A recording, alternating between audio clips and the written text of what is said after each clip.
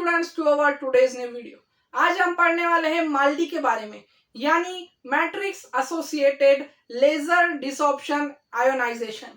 Students, ये एक mass spectroscopy का टाइप है। मास स्पेक्ट्रोस्कोपी के दो टाइप है, एक है ESIMS और दूसरा है माल्डी एमएस। ESIMS हमने पहले की वीडियो में देखा है, जो है इलेक्ट्रॉन स्प्रे आयोनाइजेशन, और आज हम देखने वाले हैं माल्डी एमएस।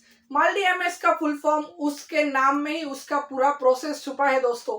माल्डी यानी मैट्रिक्स असिस्टेड, यहाँ पर मैट्रिक्स असिस्ट हुआ है। मैट्रिक्स के ऊपर हमारा पूरा माइक्रोमोलिक्यूल है जो हमें टेस्ट करना है, और मास स्पेक्ट्रोस्कोपी की तरह इसका सिंपल प्रिंसिपल है कि हमें जो भी चीज सेपरेट करनी है वो होगी मास टू चार्ज रेशो पर, यानी M/Z, और यही रेशो पर हमें डिटेक्शन मिलेगा।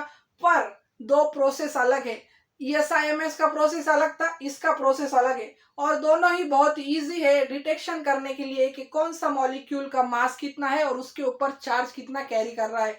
तो स्टूडेंट्स, देर ना करते हुए स्टार्ट करते हैं। हमारे डायग्राम की मदद से बहुत ही इजीली समझेंगे। तो स्टूडेंट्स, यहाँ पर आपको एक मैट्रिक्स दिख रहा होगा और उस पर ये बीड्स दिख रहे होंगे। तो स्टूडेंट्स, ये बीड्स नहीं, ये हमारे माइक्रोमोलिक्यूल है जो एक क्रिस्टलाइजेबल मैट्रिक्स पर डिसॉर्ब किए गए हैं, मतलब उसमें फंसे हुए हैं। जैसे कि कोई जेली ले लो, जेली के ऊपर हम बीड रखे हुए हैं। उसी तरह से ये मैट्रिक्स के अंदर हमारा मॉलिक्यूल है और जो टेस्ट करना है। तो स्टूडेंट्स, ये हो गया मैट्रिक्स असिस्टेड, यानी इसके नाम से हम इसे डिफाइन करेंगे और पूरा प्रोसेस इसके नेमिंग के हिसाब से ही आपके दिमाग में आ जाएगा और आप कभी नहीं भूलेंगे। तो स्टूडेंट्स, यहाँ पर मैट्रिक्स में ये एम्बेडेड है हमारे मॉलिक्यूल, और यहाँ पर हम इसे आयोनाइज करेंगे, क्योंकि मास स्पेक्ट्रोस्कोपी में हम आयोनाइज ही करके उसका चार्ज पता करते हैं और तभी ही ये प्रोसेस पूरा होता है। तो ionization is the main process in the mass spectroscopy. Students,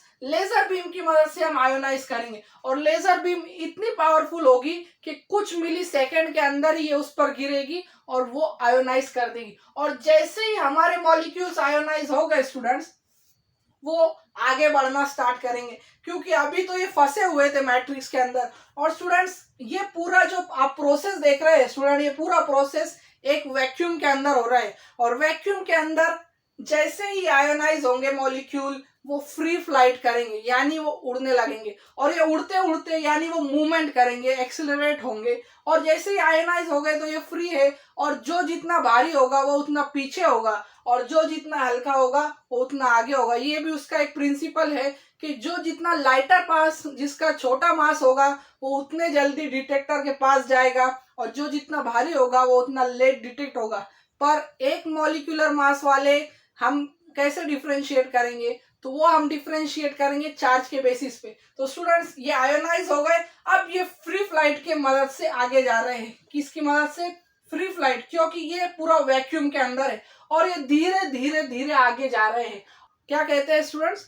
field of free drift, यानी कि यहाँ पर वो फ्रीली ड्रिफ्ट करते हुए आगे जाएंगे डिटेक्टर के पास, और हम टाइम ऑफ फ्लाइट भी चेक करेंगे और उसका मास टू चार्ज रेशो भी चेक करेंगे। तो स्टूडेंट्स, ये आगे बढ़ेंगे और डिटेक्टर पर चले जाएंगे, और डिटेक्टर हमें तुरंत ही ग्राफ दे देगा, और एक ग्राफ की मदद से हम इसे डिटेक्ट करेंगे। और इस पर कुछ इंपॉर्टेंट पॉइंट्स। तो स्टूडेंट्स, आप सोच रहे होंगे ये मैट्रिक्स ऐसा कौन से केमिकल का बना है कि जिससे ये हमारे मैक्रोमोलिक्यूल उस पर जुड़। मैट्रिक्स बना है 2,5 डाइहाइड्रो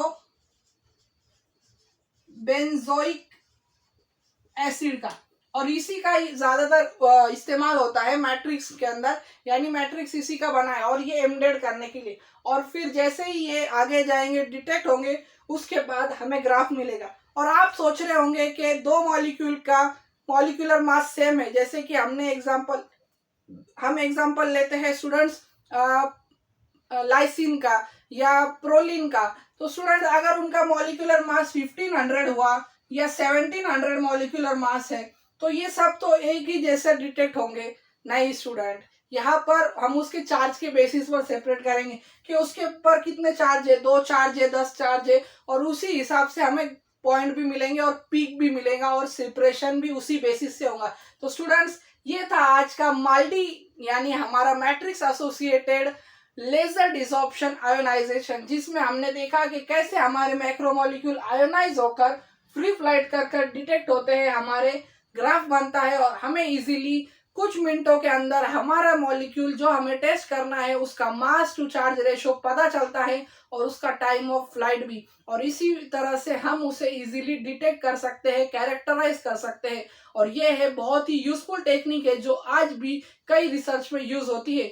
तो स्टूडेंट्स, मुझे आशा है, मुझे उम्मीद है कि आपका कंसेप्ट माल्टी के बारे में क्लियर हो चुका होगा। और ऐसी ही वीडियोस के लिए मेरे चैनल को लाइक करें, शेयर करें और सब्सक्राइब करना ना भूलें। Thank you for watching.